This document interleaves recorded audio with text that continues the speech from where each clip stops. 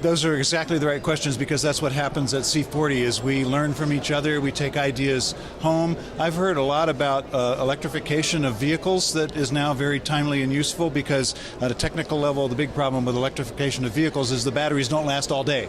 So you have to buy 2 buses to cover 1 route. Well, now they're getting over that threshold, and you can have a bus that will last all day. That's a huge change. That's a game changer for transportation.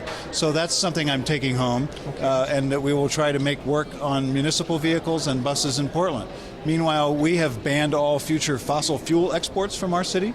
And other cities are saying, oh, we want to do that because we don't want a coal terminal or a natural gas terminal in our city. We want to be part of a carbon reduction, not part of a carbon increase. Absolutely, and that's my key message to people here in Mexico and people that are participating in C40 is that the United States cities that are part of this movement are still in the movement. And in fact, the people of the United States know that climate change is real. They know they want their leaders to do something about it. And for now, the leaders that are going to do the most about it are the ones who have been, which is mayors and cities. And now private companies that see that the future is an economy not based on fossil fuels, but based on knowledge and technology. So there's a lot of convergence of belief and ideas and prosperity all around carbon reduction.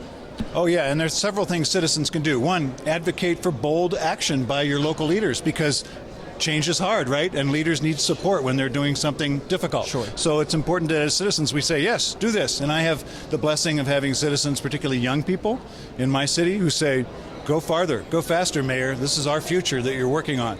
Then the second thing people can do is volunteer and get involved. And then just be a good citizen. Ride your bicycle, ride the transport system, recycle more, put solar panels on the roof of your house.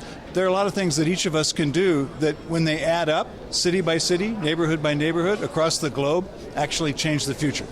We are going in the right direction. C40 cities and Mexico City among them are going in the right direction. But the clear message of the research now that C40 has done is that we must move faster, that the next 4 years are critical. And that's why they've issued this Deadline 2020 report, that we're doing the right things, we're adopting the right policies, but now we must go even faster. And we need the public to say, yes, please do that.